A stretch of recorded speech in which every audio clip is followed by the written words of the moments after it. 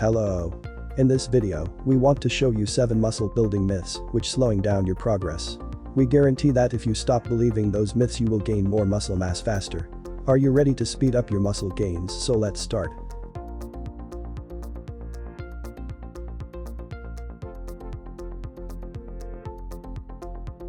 Higher reps and lighter weights aren't for toning, and lower reps and heavier weight won't get you bulky. If you always lift heavy, you're likely sacrificing form and range of motion. Both of them with control help you build muscle.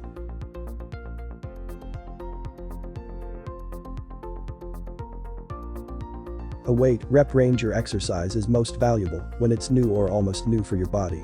For instance, if you always train with heavy weights and slow reps, the second you move to lighter weights and higher reps, your body will respond tremendously well.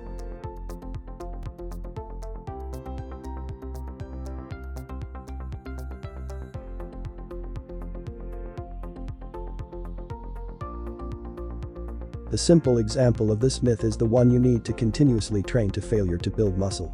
It's absolutely not true. When most people train to failure, their form breaks down. This defeats the purpose of building muscle. You should finish most of your sets at least a rep or two before failure. Also, studies show that continuously training to failure builds less muscle.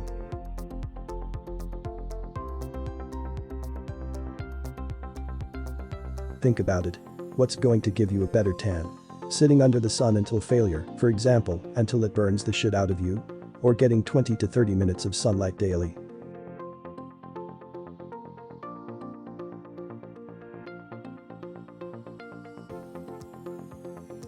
They definitely have an effect and they can work, but nothing's guaranteed. Steroids won't do much if they're not paired with an excellent workout routine and a good diet. If you have a shitty workout routine and go on steroids, you won't get much out of them. They're not a miracle drug. The guys that are massive with lots of muscle, they've been taking steroids and following a solid workout routine for a long time.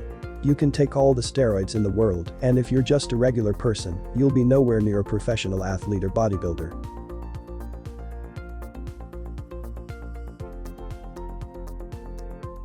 It's like medicine, you won't get better faster if you take 5x the recommended dose. If you overtrain, you'll hinder your workouts. Proper rest and recovery are necessary for muscle growth. Ask yourself, why am I going to the gym in the first place? To beat yourself up and see how hard you can work out? Or to get your body to build muscle?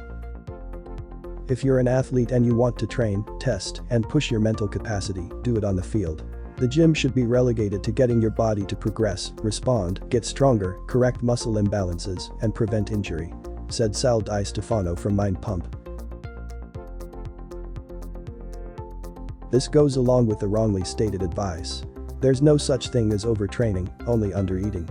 Some people take this to the extreme, eating tons of unhealthy foods to gain muscle, but, as a side effect, they add a ton of body fat.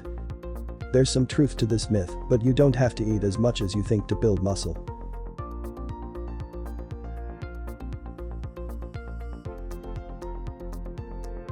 If your workout isn't stimulating muscle growth and you're force-feeding yourself, you'll just get fatter.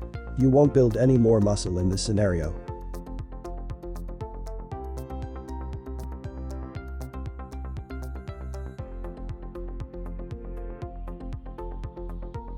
Sometimes it's true, but a lot of times it's not. Often, the biggest guy in the gym knows the least when it comes to good training and good nutrition. Often, the biggest guy in the gym was born the biggest guy in the gym. He has a great muscle building genetics. Examples of this myth are all over social media.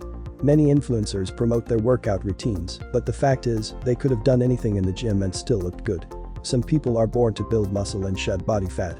Also, if some workout routine works for one person, it doesn't mean that will work for you. Hip thrusts, lunges, yoga, stretching, mobility work, do all of these. They have tremendous value. Do you think yoga is too girly for you? 7-time Mr. Olympia champion Arnold Schwarzenegger did ballet to improving his posing skills. If you spend time priming your muscles and warming up before lifting heavy, your performance improves. A lack of mobility hinders your lifts.